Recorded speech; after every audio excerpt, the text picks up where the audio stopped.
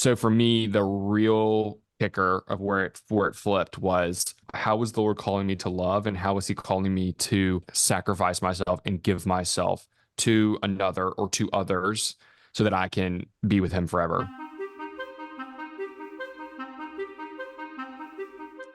Hey there, everyone. Welcome back to Continuing the Call, a seminary dropout's guide to discernment. Today I'm joined by Donald Paul Maddox. Donald Paul is currently serving as the Director of Parish Faith Engagement at St. Lawrence in Fairhope, Alabama, where he's also the host of the podcast Saints in the Parish, which is a podcast for those sitting in the pews who want to grow just a little bit deeper in their Catholic faith. Before all that, Donald Paul was a seminarian for the Archdiocese of Mobile, Alabama, for about 4 years. In this conversation, Donald Paul breaks down his discernment journey and what he learned during his time in seminary, and how it ultimately prepared him for what he's doing now, both as a husband and working in ministry. As you listen to this conversation, I ask that you say a prayer for Donald Paul and for all those he ministers to, and of course, as always for this show, we've had a string of awesome guests and have some more fantastic conversations lined up, so all of your support helps tremendously. Without further ado, here is my conversation with Donald Paul Maddox.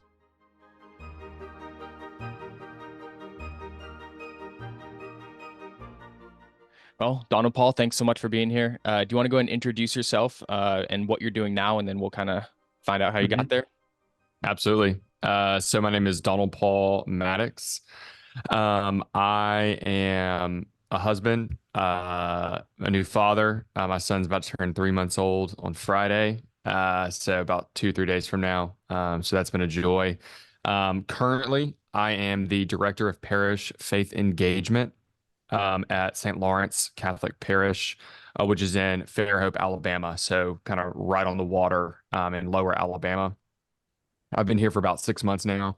Do catechesis, evangelization, outreach, all that kind of stuff. So currently that's what I'm doing. And again, I've kind of only been here for about 6 months now, but really enjoying it. Love what I'm doing, and just really happy to be here. Yeah, no, thanks so much for being here, and good call on the order of that introduction of going husband, father, what you do for work. That's good. I'd be worried if you started with what you did for work. Yeah, exactly. Yeah, awesome. Well, I want to dive into kind of your backstory and how you got there. Real quick, I hear the accent, are you from Alabama? Are you from the area? Or kind of take me through just kind of the 30,000-foot view of like where it all started for Donald Paul. Yeah, no, definitely from Alabama. So if you're unfamiliar with the geography, so lower Alabama, it's got like the two little kind of legs that stick down. The left side, if you're looking at the map, is Mobile County, and the city of Mobile, which is like the second largest city in Alabama. So I'm from there. Like total probably 300,000 people, pretty decent sized city, nothing crazy. So I work in Fairhope, which is actually across the bay on the right side of the leg, and which is Baldwin County. So Fairhope is kind of a retirement, kind of very affluent area. But it's a more of a retirement kind of small town, but I'm from across the bay, which is actually where I live. So I commute across. It's about 25 minutes. So yeah, from Mobile, grew up Catholic, in Mobile. Mobile is relatively Catholic, for the Bible Belt in Alabama. The history of Mobile is very, very Catholic, French, Spanish influence. So very Catholic. So I grew up here, grew up Catholic, went to Catholic grade school, preschool to 8th grade, which is my home parish. And then I went to the Catholic high school, which is in Mobile. I'm in Giltulin. It's a quite a large high school. When I graduated, it was like 1,200 students. So kind of did the whole thing growing up, kind of went to mass, didn't really take it seriously, didn't do anything crazy, but just never really kind of took it seriously, in that sense. And then in high school, kind of much of the same, dated girls, played sports, played varsity soccer my 4 years, captain 2 year, kind of did that whole thing. Graduated high school, and then I went to the University of South Alabama, which is also in Mobile. And I was there for 2 years, studying professional health science to do physical therapy. That's just kind of what I wanted to do. Didn't want to be a doctor, but kind of wanted to do the medical thing, more kind of movement oriented, kind of sports related, so physical therapy. While I was in college, I kind of had the normal experience of like kind of just being miserable for the first semester really, and really trying to find myself, and was like, okay, well, this is not working. So why don't I just like try the Catholic Student Center, which obviously looking back was providence and grace, because that's not really something you just kind of come to. But that's what I came to, and really just entered into that. I got really involved. Focus was there. So got really involved with focus and, discipleship, Bible study, adoration, daily mass, the whole Catholic thing. And then eventually ended up breaking up with the girlfriend that I had at the time from high school, and really just entered deeply into the Catholic life. And I'm sure we'll get into it, but shortly thereafter, kind of got the call to discern seminary, and kind of the rest is history from that. So, but that was kind of my upbringing to before seminary and that kind of thing. Mm-hmm. Yeah, no, I love it. Real quick though, now it's interesting hearing you talk about how you grew up in this Catholic environment all through, Catholic schooling. Mhm. But when you got to college and kind of that in a sense reversion back, what do you think was Mhm. different about it that time? Like, why do you think, because presumably you're exposed to the same stuff, right? It's mass and Right. adoration and the sacraments. Why do you think it was different at, 19 years old versus, 16, 17, sort of that time frame? Yeah, I think it had a lot to do. Obviously, my own maturity had changed. I was more mature than I was in high school. I think also when we are in high school, we have a much more of a tendency to like want to please other people, and want to like, I don't want to say fit in, because I wasn't necessarily like intentionally trying to fit in, but it was like I couldn't think of anything worse than going to youth group. Like that was not my thing. Like it's still not really like my own spirituality either, but like just not my thing. Like I was like, I'll be Catholic and I'll go to mass, but like I'm not going to youth group. I'm not going to life team. Like that's not me. Like that's not my crowd. Um, so I think when I got to college, I think for the first time I kind of realized like the faith wasn't, it's more of an umbrella than I had been exposed to. Like to be intentionally Catholic doesn't necessarily mean like you do the life team thing, or you do the like youth group thing. Like you can be a real like kind of healthy, hearty man and be intentionally Catholic, and like also like drink a beer and like go to sports games and like enjoy kind of the good things about life. Like it wasn't this like, you know, I don't know. I just had it in my mind like this was like kind of the weird crowd, and Yeah. there's that element in everything, obviously, but I kind of found for the first time like my best friends, like really good guys, were like also really deeply Catholic. And it was like, okay, like this is actually like something maybe I should look into. Like this is actually kind of different than what I had seen previously. So yeah, I think a lot of that probably had to do with that. Mhm. Yeah, no, I think that the idea of integration, right, of like, obviously youth ministry looks the way it does through kind of a ton of different cultural circumstances, and Mhm. it works in some senses. But I'm right Yeah. there with you. And I think a big part of it is the second that we, show kids and young adults that, hey, the faith, yeah, can be integrated into the normal things of your life. It helps Mhm. tremendously. And Yeah. that's the whole point of the Christian life. So now with that, when was the first time that you'd considered seminary? Like even during those years, did you have any sort of kind of spirituality through that time, or was it really just kind of checking the boxes, or what was that dialogue kind of looking like between you and God, even in those years where you're like, this is weird. I don't know either singing and dancing and playing games. I just Yeah, kind of want to get exactly. through this. Right. Yeah. I mean, I think just being realistic, like it just wasn't there. Like it wasn't.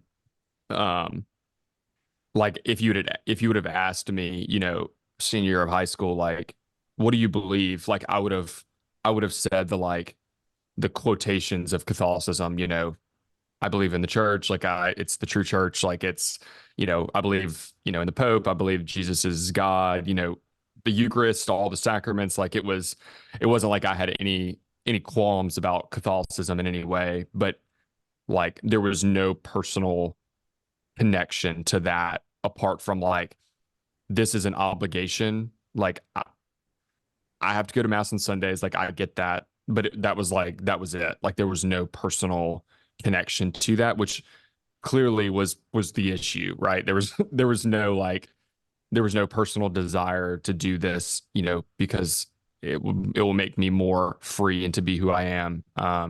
It was like, okay, well, this is the legal obligation I have to go to mass because if not, it's a mortal sin and I don't want to go to hell. Um, so yeah, so that was absolutely it for me. You know, growing up and in high school, it was not really a part of the family. Like it was just like it was so culturally, I would say it was more of a culturally Catholic environment than it was a personal thing for me for sure. Mhm. Now, given that you work in a parish and are now a dad, and your kid is gonna one day be, in a similar situation, how do we Right. fix that? How do we go to these kids who, they're not necessarily doing anything wrong, but they're like, I Mhm. just don't feel it. What's kind Yeah. of been your take, and what is your idea of how would you want to have been approached as that kid in high school? Yeah.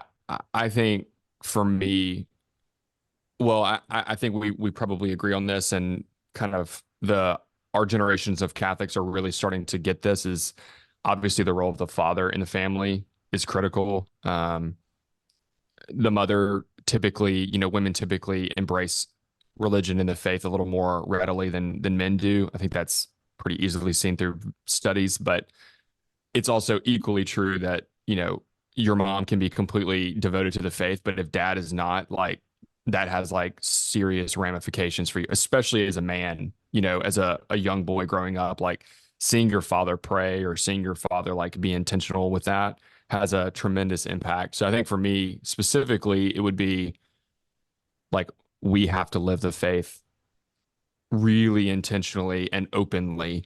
Like especially now it's like do you pray out loud like with your family, like do your children actually hear you praying, like not only like practically like how to pray like modeling prayer, but like oh like dad submits himself like to God the Father, like as I submit myself to my father, like he is not the ultimate authority, like God is the ultimate authority.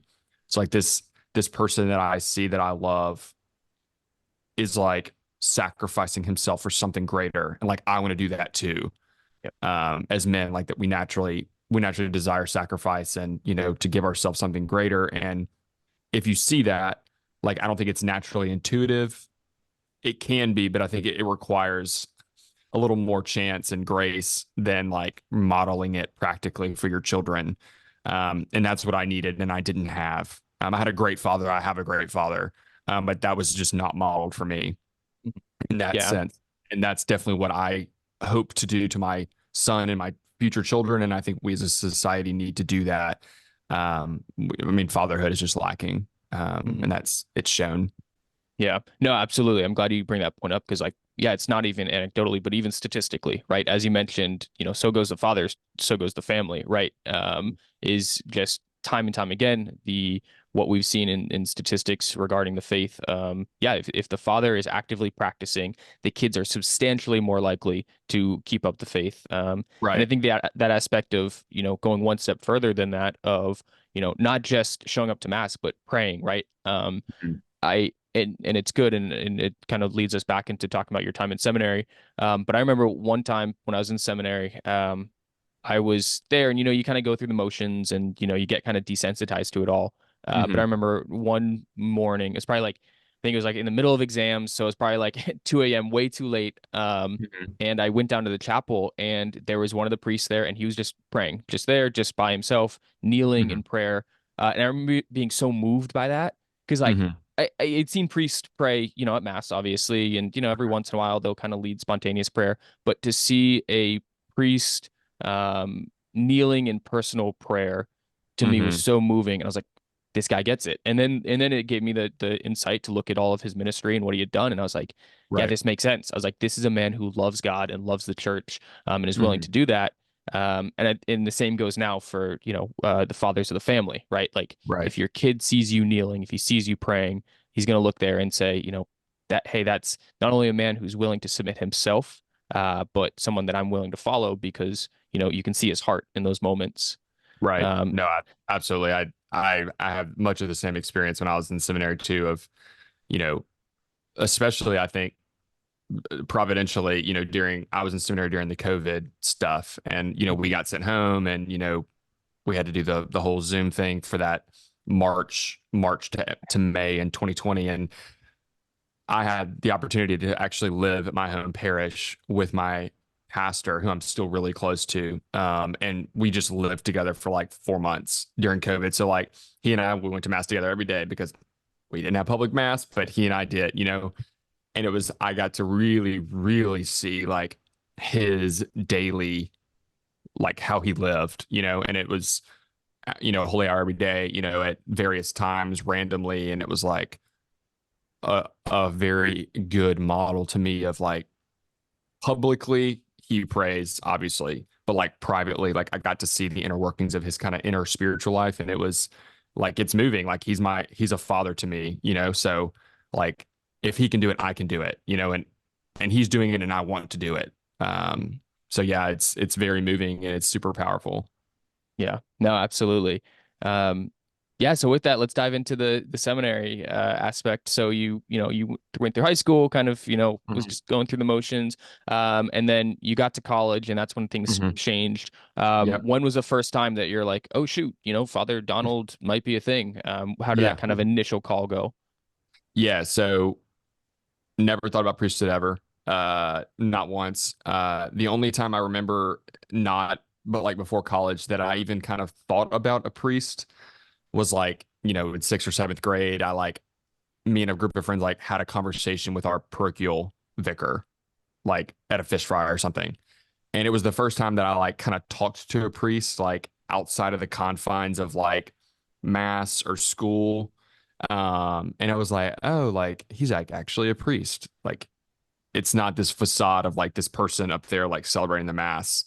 It was like a practical thing, but it was never like I want to be a priest. It was just like, oh, like priests are real, And but other than that, like it never even crossed my mind like how priests become priests or like the fact that like men actually do that. Like it was just never a thing. So when I got to college, got back into the faith, never thought about it again, just, kind of doing the thing. And then I was in adoration and at a retreat, and it was kind of the classic hit over the head with a 2x4 priesthood, kind of very physically kind of hit me in the face. And I was like, okay, like, I don't know what that is. And I was about to date a girl at the time. And it was like, yeah, Yeah, we're not his going to do the priesthood thing.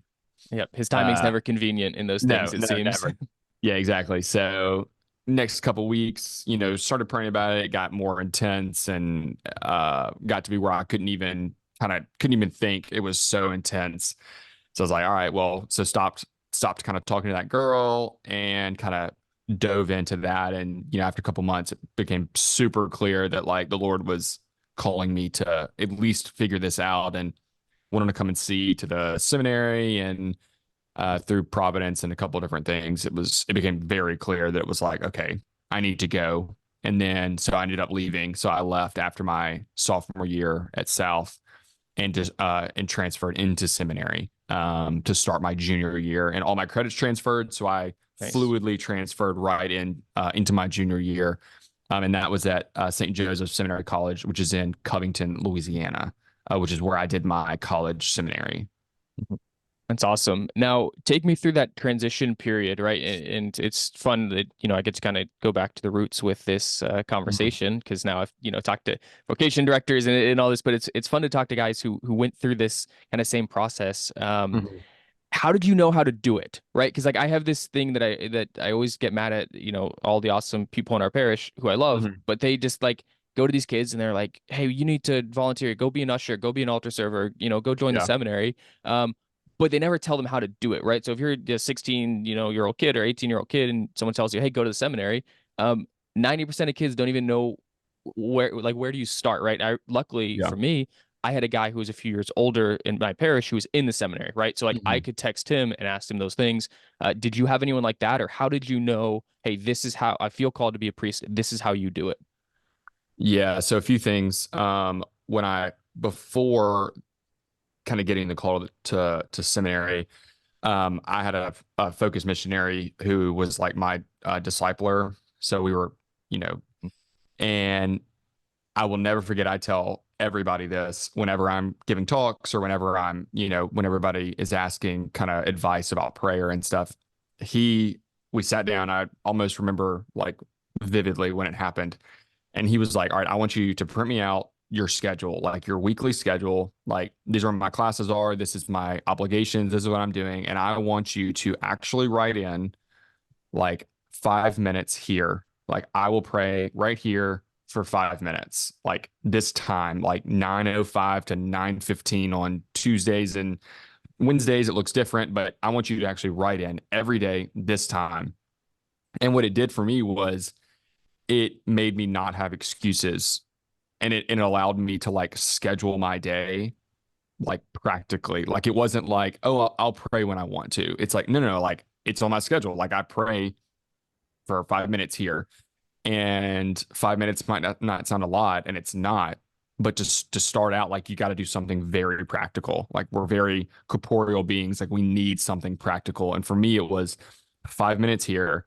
And then you're going to find quickly that 5 minutes is just not enough. Like, so then it's okay, well, 10 minutes here, and then 20 minutes here. And then by the time you know it, like, you're praying a holy hour. Like, and it's like, I need this. Like, I couldn't imagine not praying an hour. Like the conversation in prayer with the Lord is like too much that 5 minutes ain't going to do it.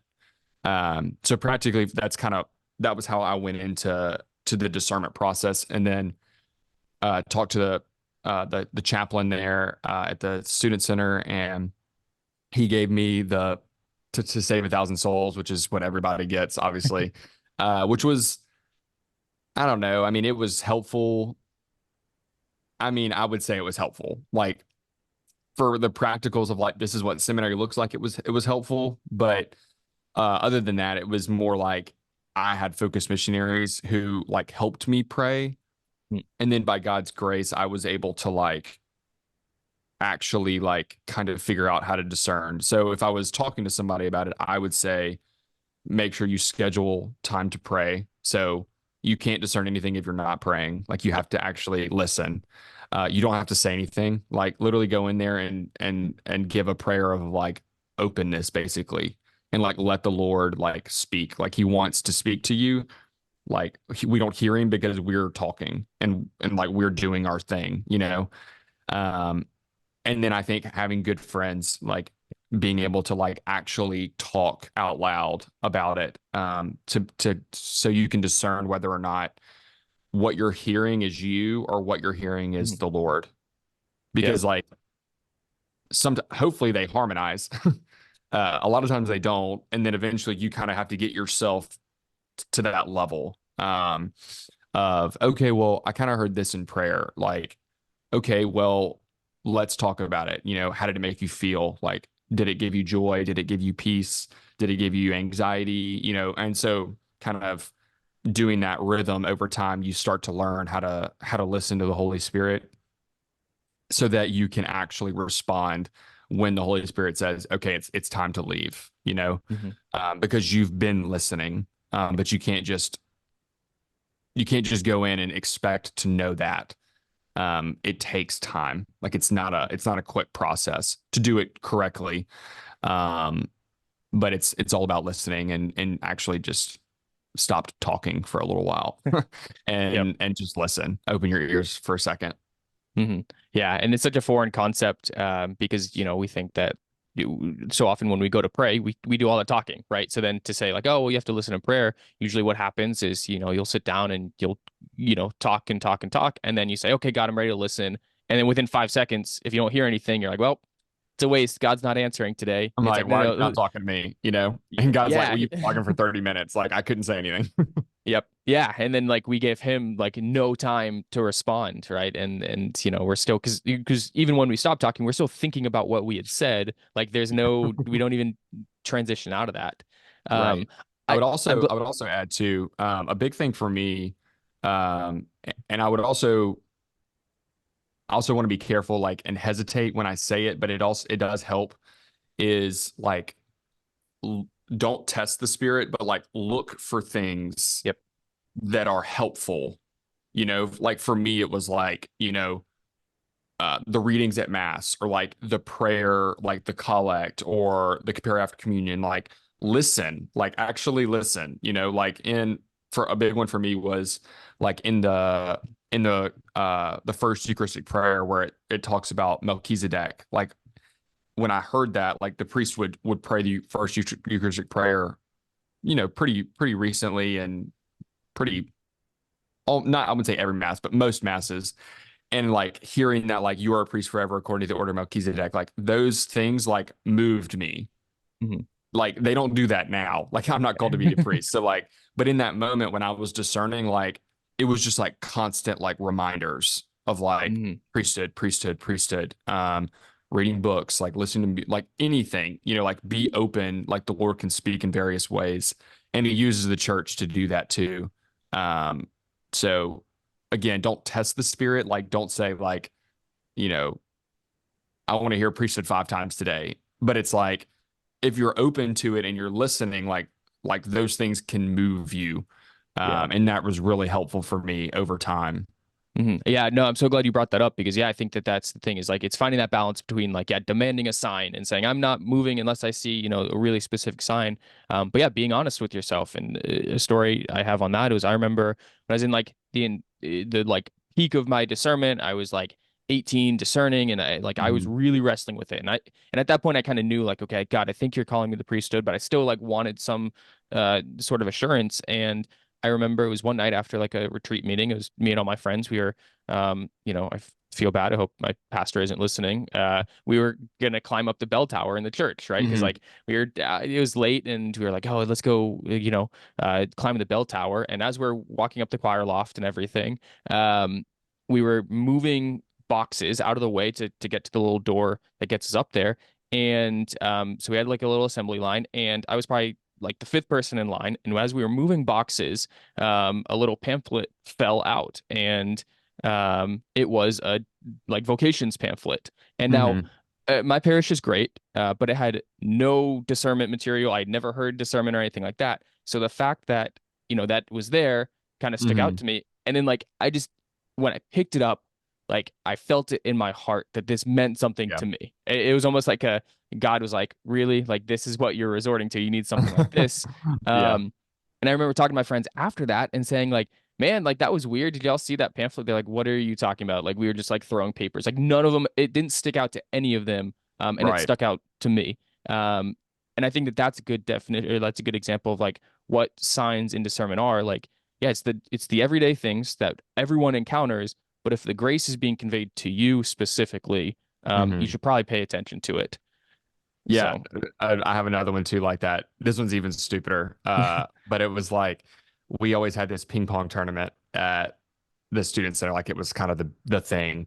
And the running joke was, if you won the tournament, you went to seminary, because, you know, that makes sense. That's how happenstance. the Holy Spirit works. Exactly. Happenstance, the last 5 winners all went to seminary, and I happened to win the tournament. It's really stupid things like that. But to me, it meant something. Yep. It was like, this is totally meaningless for your Mhm. discernment. But for me, it was like, oh, well, chalk it up. It's another sign. Yeah. But Yeah. again, that if you're listening to the spirit, like, that can mean something. And Mhm. again, it's not that by itself, but it's that coupled with everything else that's going on. So Yeah, yeah. and absolutely. And before people listening to this think like, oh man, they're crazy. I would ask, husbands, when did you know your wife was the one, right? Or like, oh, what was the moment? And I guarantee you there's 101 little signs that they had that like, oh, well, actually it was funny. We were eating a burger and, like the lettuce fell out. And like that to me was like, like we all do it because Right. that's how we communicate. So it's how God communicates with us. Yeah. So yeah, absolutely. Like all these things are tremendous. And like, that's it. Like we shouldn't be shocked when God speaks to us. And, Right. I think that we live in a hyper secular society where we're like afraid to say, like, oh, the Holy Spirit's communicating with me. It's like, no, that's a real thing, right? We actually believe that. Yeah. Um, so now take me through seminary. Like you get there, you show up. Was it Mhm. everything you expected? Was it nothing? What was kind of the roller coaster that is seminary? Yeah. So, uh, I got to seminary as a junior in college. So I was, let's see, what was that, 2018? So I was like 20. So for me, college seminary was tough because for a few reasons. One, like I entered halfway. So like the community was like already formed, and I kind of like had to find my way into this community that was already formed. So the group of friends that I ended up making were guys that also entered halfway. I'm like I really wasn't friends with any of the guys that were there for the 4 years. We just like did not have the same experience. Like we weren't in classes together because we were doing the like pre-theology type of track, and also like they had not been to college. I'm not saying college is the best experience for everybody, but if you go to seminary from high school, your experience is so different because like you haven't had the secular college experience. And I'm not saying that's a good thing. Just it's just the reality. So like one of my best friends was like he was like the president of his fraternity, like at the University of Georgia, like huge, like in that world. But like we related much better than I did with the guy who graduated from his Catholic high school and went straight to seminary because he knew that he was going to be a priest forever. Um, Again, nothing wrong with that. Just we didn't. That was not my not my crowd. Um, so college seminary, I loved it. I loved studying philosophy. Still love it. Discernment, I again, it was kind of the gradual, like you start kind of doing more and more, especially like liturgy of the hours. Like you typically don't come in praying all five. You typically come in praying, kind of the pillars, morning and evening for sure, probably nighttime. And then you do that as a community, and then you kind of gradually start adding, you know, maybe you add the office, maybe you add a daytime. So for me, it was that kind of thing. Like you just kind of, I was gradually kind of getting into the seminary life, which is a whole thing in and of itself. It is unlike anything else. It is unlike real life. It's its own little thing, for good and bad. But I loved it. I really did. My college seminary was great. Yeah, could talk a lot about that. We don't really have time to talk all about that, but I did love it. I had a great experience in college seminary. Yeah, absolutely. Now, coming from a background where originally you thought you're going to, pursue physical therapy, and then you get thrust into this environment where it's philosophy Mhm. and theology, how quickly did you take to the philosophy and theology? And obviously now that's what you're doing in kind of further Mhm. studies. You know, had you had any interest in it before? Was that kind of your first time and then you just fell in love with it immediately? Yeah, so before my last semester at South, I knew that I was like entering seminary. I hadn't been fully accepted yet, but it was like I knew that I was going to be accepted and then I was going to be leaving. So I took a philosophy class. Um, it's a college philosophy class. It hardly philosophy, but I did take it. And so it kind of for the first time exposed me to the like not everything you see is what you believe kind of thing, and not in a good way because it was a secular college philosophy, but it still got me kind of, you know, don't take everything for granted kind of thing. So then when I got to seminary, again, entering as a junior, you kind of have to catch up. So I took uh, intro to philosophy and ancient philosophy at the same time, which is that's not how you should do that. I don't know why they set it up like that because you need intro before you take ancient, but we did it at the same time. So um, I would say for the first semester, it was pretty difficult just getting my head oriented to philosophical thinking. Um, but after that, it was like, oh yeah, like I'm eating this up like cake. Like this is awesome. The only one that I cannot stand, that I still can't stand, is logic. Most people, you Yeah. either love it or you hate it. Hmm. I got it. I think it's obviously super helpful, but I wouldn't teach it. I wouldn't recommend anybody read a book on it. Like it's Yep. like you need to take it and you need to understand the concepts, but like it's like word math, and Hmm. I'm not about that. So uh, other than that, I loved all of them. But yeah, it's different. Like we don't think about that kind of stuff normally, and you're typically not taught that. So it is a process to get your mind to start thinking like that. But once you do, um, for me at least, it was pretty smooth sailing after that. Nice. Yeah, I think that was obviously one of my favorite things about seminary because I had the same experience, right? I was like, I had no, I barely graduated high school, not because I didn't pass my classes, but because I just like didn't show up my whole senior year. Like, I Yeah. just like didn't. The school was not my thing. I was like you, sports was what Yeah, I was exactly. doing.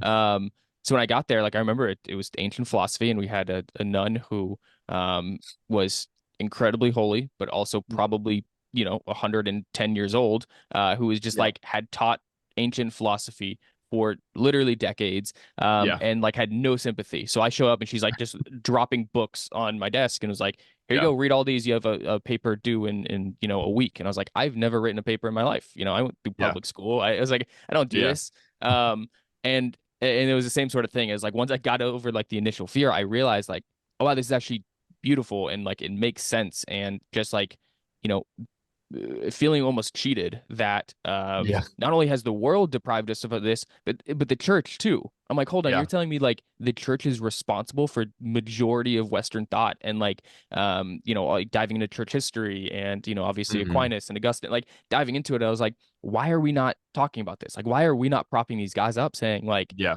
hey, world, while you're coming up with all of these, you look at like modern art and things like that, like, why are we not propping up our guys and saying like, hey, this is you choose, right? Telling these kids, hey, look, you can have either that or this, and I arrogantly, right? I'm like, hey, of course they're going to come to our side, and of Yeah. course it's more nuanced than that, but I think Right. that that's one of the things that people underestimate. Like they're intimidated by either entering seminary or pursuing theology or philosophy, but it's like do it, right? Like you do it because then you'll realize like everything that you're kind of looking at in the world makes so much more sense when you have that background. Yeah, Um, absolutely. and it's not, we have this unfortunate reality where we've set up like, oh, you went to school for philosophy. Well, what are you going to do with that? Like, I have Mm. former students who are studying theology, and like I feel bad for them because all of their questions from their friends and classmates are, oh, well, you're going to be a student forever. Or like, oh, enjoy, your debt, or, being a Yeah. starving Yeah, philosopher. exactly. Um, and it's like we've just denigrated this, beautiful science. Hmm. But yeah. So now with that, what about kind of your, progressing through seminary? What are some moments when you're like, hey, this is great, the priesthood is what I'm called to, and then when did kind of the oh, you know what, Lord, I think you might be calling me to something else. How are that kind of the ups and downs? Not Yeah. necessarily highs and lows, but just those two paths kind of walking parallel. Hmm. Yeah. So I graduated college seminary in 2020. I then went to major seminary. So our archdiocese sends guys to St. Meinrad in Indiana for major seminary. So that's where I went. So finished my first theology there. Went to Mexico that summer to learn Spanish for 10 weeks, which had a great time. Love that. Great community. I come back for my second theology. And before that in seminary, so now I'm in year 4 of seminary. I had 6 total years, so year 4, so more than halfway done. I remember for the first time, kind like I'd already been installed as a lector. Like this was the year like acolyte was coming. It's like we're getting like things are getting really real. And for the first time, I was like, oh my gosh, like I'm going to be a priest. Like I really need to figure this out.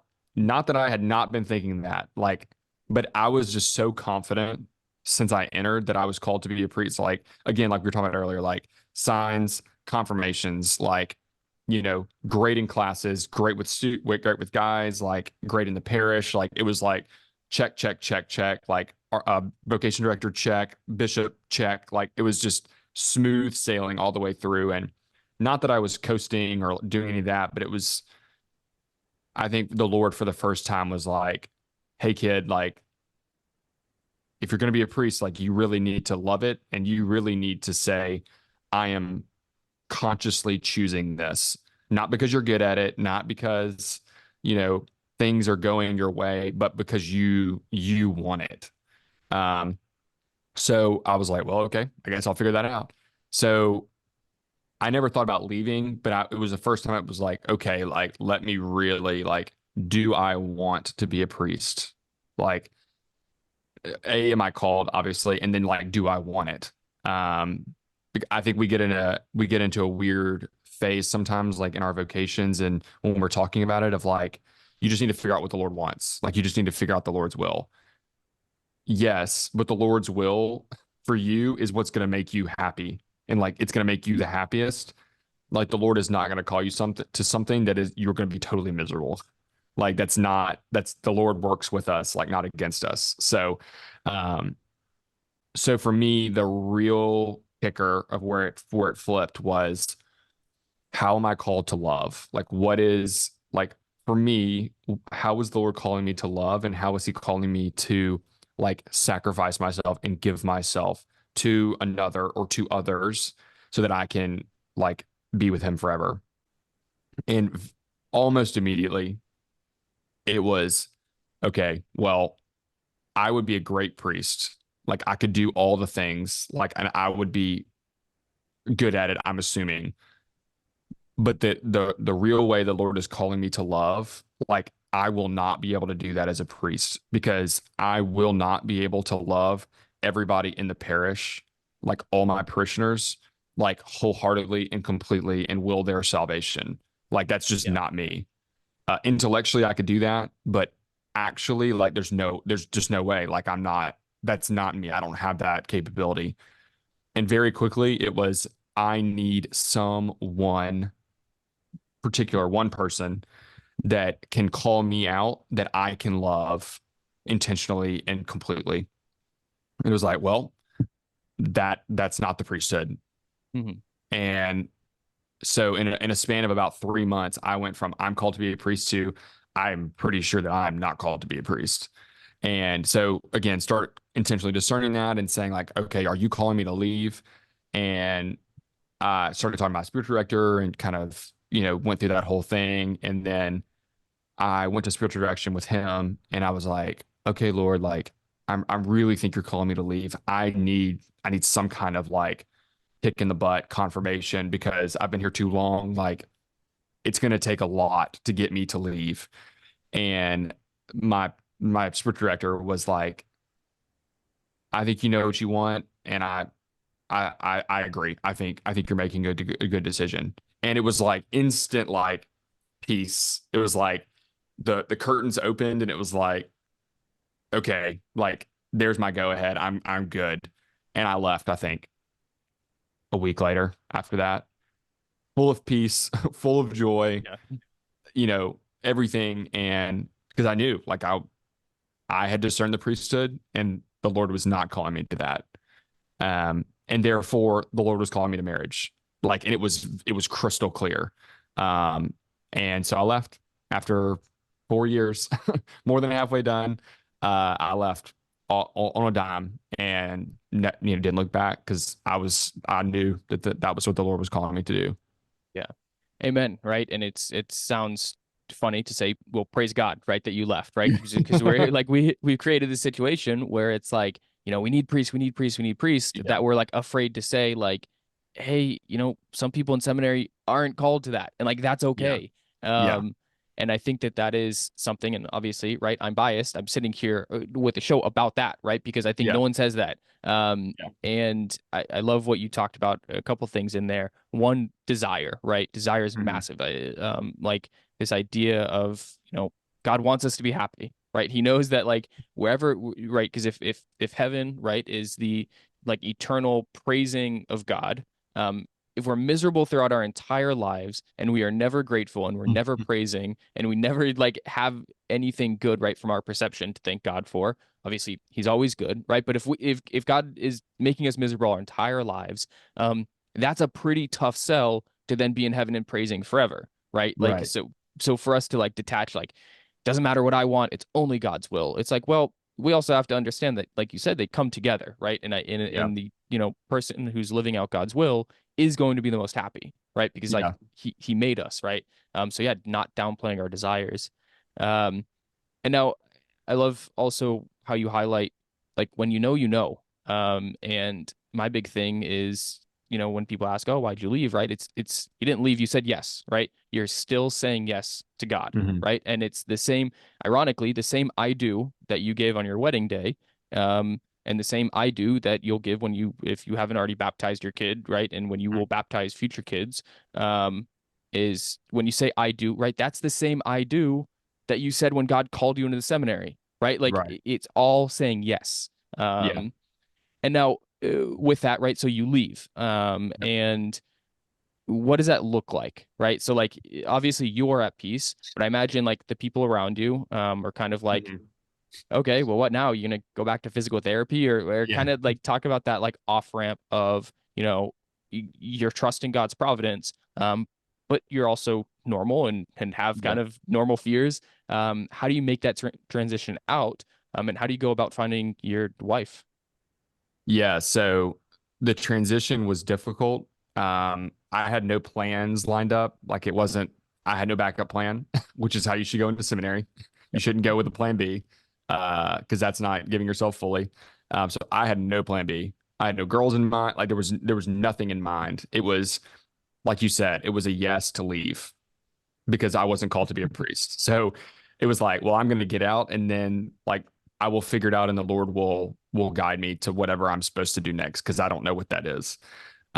So I leave and come back home, move back in with my mom, and so I met my wife 11 days after I left seminary. Wow. On the 11th day, I met my wife. We went to the same high school. She was 2 grades below me, so I didn't really know her. She was obviously very Catholic, so like I probably would have known her name or recognized her face, but that was it. I didn't even have her number. I didn't. But we met at a party at a mutual friend's house for Halloween, and that was it. I was we were captivated and started dating, and got engaged 9 months later, and then got married 10 months after that. But but again, it was, I knew what the Lord was calling me to. Like the Yeah. Lord was calling me to marriage because I had discerned priesthood and that wasn't it. So, uh, you know, you have, obviously we have consecrated single life, like that's a whole nother kind of thing. But typically the two vocations are celibacy and marriage. And you are called to either. So I knew that I was called to marriage. So it was, well, now it's not, I'm going to discern whether or not I'm called to marriage. I'm going to discern whether or not I'm called to marry this person. Yep. And so that's what it was. And again, it's a little different discernment, not completely than like the priesthood discernment, but it was, a little more practical than that. You know, do I love this person? Can I spend the rest of my life with them? Can I give myself to them? Can I sacrifice for them? Can I, is the Lord calling me to give myself to this person in particular? And then obviously love is a choice. So you make a choice. It's not just a feeling. It comes with good feelings a lot of times, but it's a choice, and you choose to love, and you choose to be with that person forever. And so I did, and obviously haven't looked back. Lord willing, I will never look back. That's the hope in the vows, but which obviously I joke, I'm not going to look back, but um, It's a good I save. guess yeah, She's just exactly. sitting right behind the camera there, shaking her Yeah, head, she's I'm gonna sure. she's gonna listen to this and be like, Yeah. but no. So I think for me, practically, I got a job at a law firm. Didn't really want to be a lawyer, but it was a Catholic guy and he liked me and whatever. So I did not, so when I left seminary, I said consciously, I will not, will not, under no circumstances will I be a youth minister. I will not do it. Like this is the classic, like, guys leave seminary and they're like, I want to be a youth minister. Yep, Like it's I was like, youth minister or theology teacher. You take yeah, your pick. yeah. I was like, absolutely not. Like I will not do that. Like I can't stand it. I hate guys that do that. Maybe I will do that because guys do that. I will specifically not do that. Uh, so I was like, well, I'm not going to work for the church. Like I love the church and I want to live a Catholic life and hopefully invite others to that. But it's not in the church. Like I don't want to do that. Not everybody's called to be that. We're called to live in the world too. So I got the job, worked there for about 2 years, and then as things happened, I was wrong, and I was like, I really miss like working for the church. Like I don't want to be a youth minister. Like that's clear, but like I do want to teach, not necessarily maybe formally like as a teacher, but like I want to spread the gospel and I want to help people understand like the truth of the faith. Like it's rational, it's not anti-rational. And I happen to know the pastor really well here. And I actually had reached out for my wife because she was kind of looking for a job. And he said he had something, but she ended up not doing that. And so I texted him and said, well, I'm kind of looking for something like, what was that job you had in mind? And he said, meet me for lunch. I'll pitch it to you. I was like, okay. So he literally like created this position because he needed this specific help. And obviously my background fit perfectly. And so he hired me, and the rest is history, and I love it. I'm not doing youth ministry. I am doing catechesis and evangelization and outreach, particularly through media. I'm very Mhm. passionate about using the media and using kind of the technology that we've been given to help spread the gospel and to spread kind of misinformation about the church and kind of the teachings of the church. And so that's what I'm passionate about. And that's, Lord willing, that's what I get to do. So, yeah, so that's kind of how that came about. But again, it's saying yes, like kind of being open and listening to the Lord. Like he doesn't stop speaking because you leave seminary. Like Mhm. he's always going to speak to you, and we're all called to small vocations as well. Our secondary vocations or our tertiary vocations. So yeah, so that's kind of where I am now. Mhm. Yeah, and I definitely want to get into kind of your current projects that you're doing over at the parish and some of that kind of media evangelization. Mm-hmm. But a couple notes on that. It is funny that yeah, like it's that small saying, it's saying yes to the small things of the Lord, Mm-hmm. even down to the timing, right? So like you work at a law firm, you had Mm-hmm. no intentions of being a lawyer. But what's crazy is, I might be wrong here, but I feel like if your pastor had texted you, right when you had left seminary saying, "Hey, I have a job at this parish. Do you want it?" Yeah, You would have said no, right? Like because you're yeah, like where absolutely. you're at in that time, you're like, Absolutely not." So you almost And I need did have what? people do that. Like Yeah. that's not an uncommon thing. Like Yep. you see an eligible bachelor, leave seminary, eligible bachelors and like, having the gifts of theology and philosophy. Yep. And they're like, oh, I need you. And I was like, no, no, you don't. Yep. Yeah, and that's a real thing, right? And so like and then when we look back on our life and when you're in those moments and you're like, man, what a weird wasted 2 years. Mhm. When you look back with the lens of providence and of grace, and you're like, oh no, those 2 years made sense because they prepared you in multiple ways for what you're doing now. Mhm. And yeah, I think we can't get caught up in that, right? Like he's eternally present, right? He doesn't like Yeah. leave us for a little bit and then come back, and Mhm. we're never walking without him. Now Right. it feels like that. That's a very real experience sometimes, but it's not true. It's not the reality. Mhm. And that's kind of always my advice to people who are in those, hard years of discernment or waiting, or, like, oh, I feel like I don't know what I'm doing. It's like that might be true, but this time isn't wasted. Mhm. Um, and now on that topic of time not being wasted, what were some moments now looking at it as a husband that you look back and you're like, God, I get why you called me to seminary. Other than kind of, the practical stuff of, well, the timing worked out and that's how I met my wife. What are some, Yeah. spiritual gifts and blessings that he prepared your soul for now as a husband and father? Yeah. I mean, I can't think of anything that I was not prepared for. Like literally everything. Like I am exactly who I am because like I went to seminary. Um, like I wouldn't say best 4 years of my life, but like pretty close. Like it was incredible. Like I loved it. Like I loved seminary. My One of my groomsmen is about to be a priest for our archdiocese. Like he's one of my best friends. The deacon at our wedding is probably my best friend who is about to be a priest for his archdiocese. Like I have great friends from seminary. But I think for me, taking the like prayer spiritual aspect out because that's kind of obvious. Like I learned to pray in seminary, so like Yeah. that obviously stays with me. That's kind of a given. But for me specifically, it was like how to be a man, and a lot of that was like growing in self knowledge and growing in like I know why I do things. I know why I don't do things. Like I know kind of when I'm like self processing, like I know kind of how I tick because of seminary. Like it's so introspective and it's so informative of like, you know, it's like the classic, you have to know yourself before you give yourself away. So like if you're going to give yourself away authentically and whatever that is, you have to be able to know what it is you're giving away. Like in my brokenness, in my, good things and bad things, like I know who I am. And that's really what seminary did for me was it like really allowed me to know who I am, which helps me in a multitude of ways with my family, with my wife in particular. Like I know very specifically things that I do that she doesn't like.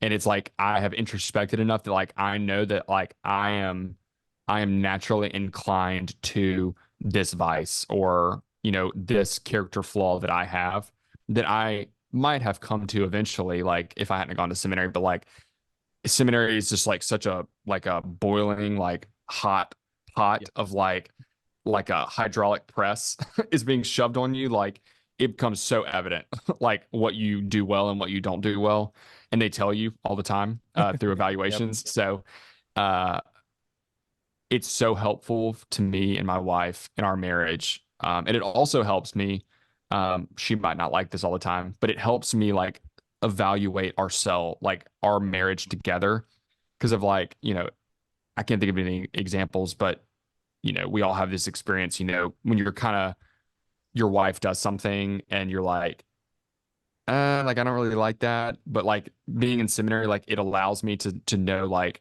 kind of why she does it and Mhm. then why I do things that I do. Like you can kind of get deeper, and that's I think the Yeah. philosophical element of like I know it's not just surface level. Like, you know, if I have anxiety about something, like most people are like, oh, like, I have anxiety about, change.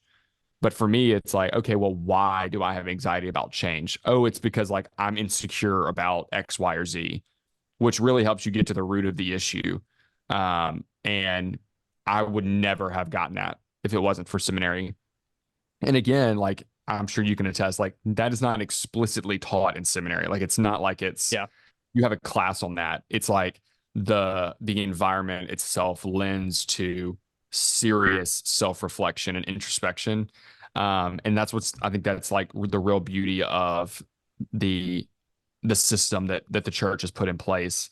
It is really long and it's long for a reason. Like you can't just go off and start ordaining like random men. Like you're gonna have like look at the history of the church. You're gonna have Yep. serious problems, which we Yeah. clearly do now too. But um, I would say for me, it's like self knowledge has been Mhm. probably bar none the best aspect of what I'm thankful for from seminary.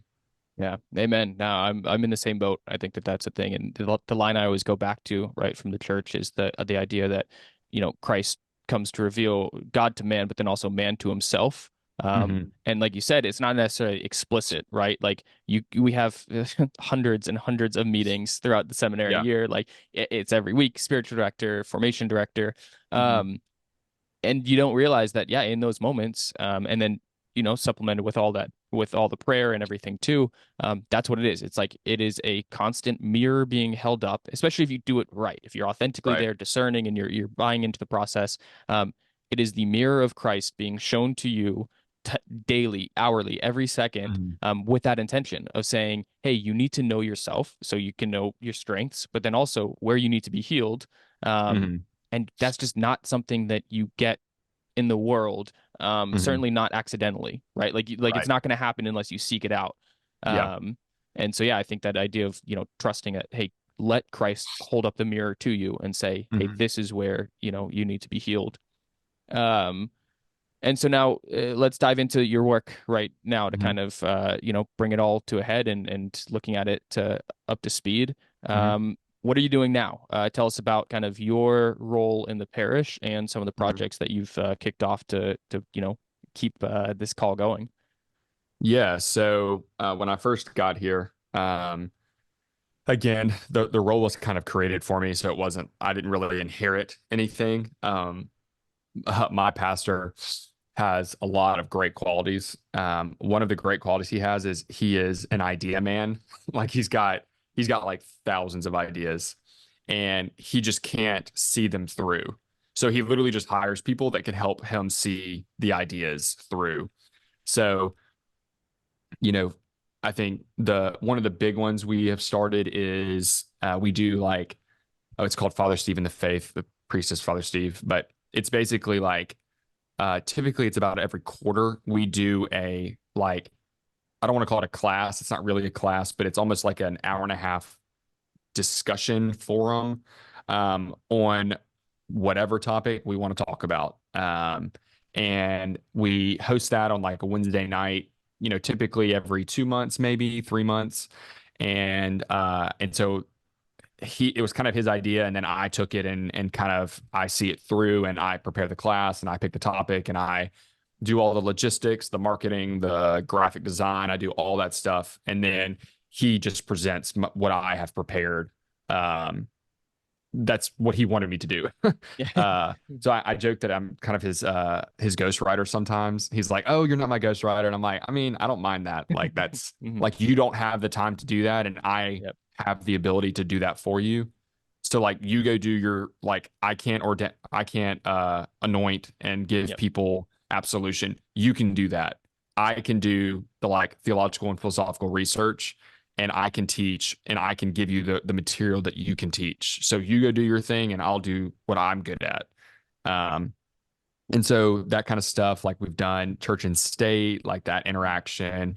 We've done church history, kind of any topic that we think the parishioners like would be interested in and that would help them. We have a very active parish. We have like Nice. 150 people come to these things Wow. every time. It's mind blowing. So that's been really successful. In March, I did a philosophy class. So I did a 4-part philosophy class. So once a week for about an hour and a half. In every week of March, I took the parishioners who were in the class with me. There were about 50 people on 9 a.m. Wednesday morning after Mass. Mind blowing that 50 people would come to this, but I literally took them through like philosophy. So we Oh, did kind of the 4 pillars of philosophy. So like epistemology, metaphysics, ethics, and anthropology. So I took one class on each of them. Um, and again, through his support, he was like, I mean, most of our parishioners don't know this and they need to know this stuff. Like yeah. like not only in the faith, but like how you interact with your children, like how you look at the world, like when you're watching the news, like this all has serious ramifications for how you view the world. Like if you don't understand what a human person is, like, abortion becomes like a hard thing to defend, like how are you going to defend the pro-life position if you don't know what a human being is? Like that's philosophy. So we did that, which was super successful. I'm going to do that again for a night class for the people that couldn't come during the day. Um, and I'm doing a book study right now as well, once a month on Spirit of the Liturgy by Nice. Ratzinger. I've read it like 4 or 5 times. It's obviously great, but I was like, the people need to know like the faith is intelligible and it's really, Yep. really like it makes sense. Like we don't go to mass and do the things we do because the church was like, like maybe we should do it this way. And so we can willy-nilly change it however we want. Like it doesn't work like that. Like it's very intentionally, like rationally and spiritually given to us. So that's what that one does. And then kind of the big one we're doing right now is the podcast. So this was Father Steve's idea that he wanted to start a podcast for. It's actually, which is kind of why we did it. It's not something I've really seen done before. He wanted to have a podcast that hit parishioners in the pews. So not a podcast like, high theology. Like there's plenty of those. There's great ones. Yep. Yeah, we you're could, never gonna outdo Bishop Aaron, or you're never gonna yeah, outdo, Catholic Answers or Scott yeah, yeah, Hahn yeah, or yeah, any of yeah, those guys. Like, and I don't want to. Like, yep. I would like to do something like that, but like I don't have the time, and Mhm. there's not an audience for that. Like they're already being targeted by those people who are doing a Yep. much better job than I could possibly do. But what we do have is we have a lot of people that go to mass every Sunday, that are, faithful, they're doing the thing, or they're kind of coming every once in a while, but like they're Catholic, they're somewhat, engaged, but they want to grow like a little deeper in their faith and don't really know how to do that. So that's what this podcast is for. It's called Saints in the Parish. And I chose the title because, I had a conversation with one of my coworkers here, and he said, if every parish had one or two saints, like the whole church would be different. Like literally one or two saints in every parish, like would change the way that the church lives and breathes and interacts with the world. So that was my goal, was how do we create saints in every parish? And that's kind of what the podcast is for. Like, again, I'm not going deep into Trinitarian theology or into Christology or into, the inner workings of philosophical anthropology. I love that, but like your average parishioner like doesn't care. Yep. And I mean, Yeah. nor do they need to. I mean, they need to know it, Mhm. but not in the sense that we think they need to know it. Yeah. They do Yeah. need to know, like, how do I enter mass like more Yep. intentionally, more effectively, and how do I get involved in the parish, and what is the role of the parish, and all that kind of stuff. Mhm. Yeah, absolutely. No, and I've listened to the episodes that you've put out, and they're fantastic. And I think it does. It hits exactly what you're talking about of, creating the saints in the parish. And it's funny, that's kind of the world. Obviously, I'm diving into this world now too. And I love your kind of, humility in it of, not in the sense of, oh, I couldn't do it. I couldn't do it. You're like, no, I very well could talk about all of those high level things. Yeah, But why, right? Like that's not where God is. And that's the prayer that I kind of, in all my discernment of starting this was, God, let me trust that the people that you put me in front of are the ones that I'm supposed to be talking to. Mhm. And yeah, if you're ever in a situation where you're talking to somebody and the high theology makes sense, perfect. You ought to do those things. However, if you're not, I would be doing a disservice, right? If I just said like, "Hey, Exactly. this show's about discernment," and then we talk about everything but discernment. Right. So yeah, I love it, and yeah, like I said, I'm gonna put it linked below because I think it's spot on. Of like, yeah, if you're Thank you. just looking for a Catholic podcast where it's like, hey, this is the daily life. How do we integrate it? It's a great place to go.